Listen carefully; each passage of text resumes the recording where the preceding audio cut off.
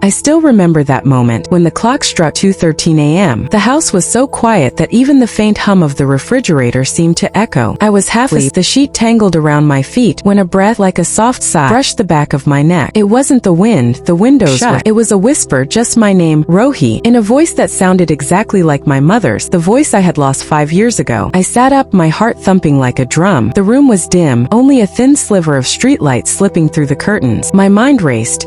It's just the house settling, the air conditioner, a neighbor's TV.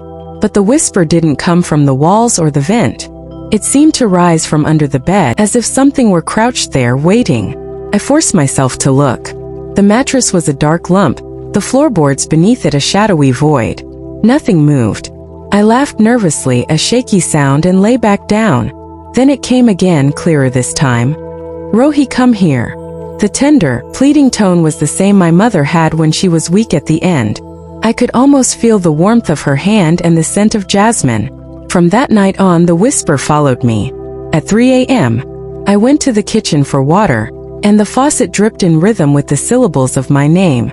In the bathroom, the mirror fogged and a face that wasn't mine appeared, the steam spelling Rohi, in slow, curling letters. I tried to drown it out with TV, music, even sleeping on the couch, but the voice slipped through every barrier, always a step behind, always a breath away. The sixth night brought a change. I was sitting on the living room floor, a cheap incense stick burning, the smoke curling like ghostly fingers. The whisper grew louder, no longer a murmur but a chant. "Rohi, come look." A cold draft brushed my ankles, as if something were rising from the floor. My rational mind listed possibilities, a rat, a draft, a mental breakdown. But the voice was unmistakably my mother's, pleading.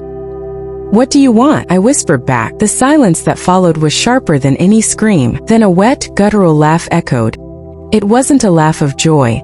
It was a sound that felt alive, heavy, seeming to come from the walls themselves, as if the house itself were breathing. The temperature dropped, and the floor beneath me trembled, as if something massive shifted just out of sight. I ran to the bedroom, slammed the door, and pressed my back against it. The whisper was now inside my head. I could hear its breath, shallow and ragged. "Rohi, I'm cold, look."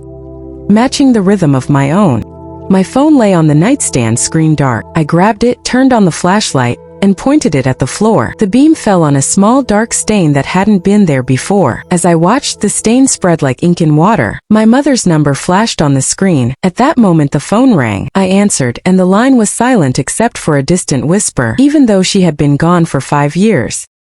"Rohi, come home." Repeating the same phrase over and over. The voice on the other end was my own, hoarse and trembling. "Sleep. Rohi, sleep. Sleep." My eyelids grew heavy, the weight of darkness pressing down. I hung up, my heart pounding, and the room fell silent again. As I drifted into a half-sleep, the whisper returned, softer now, almost a lullaby.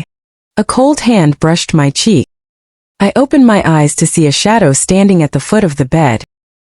Its shape made of darkness, flickering like static. All calling my name.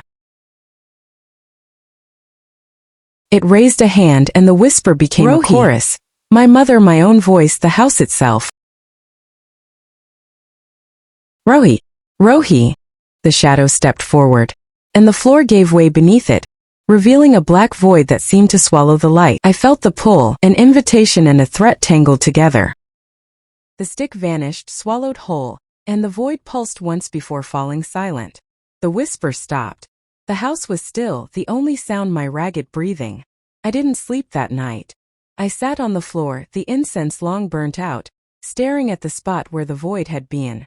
In the morning, sunlight filtered through the curtains, and the apartment looked ordinary.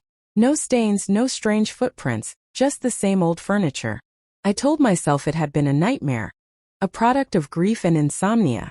But when I went to the kitchen to make tea, the kettle whistled a single mournful note that sounded exactly like my mother's voice. "Rohi."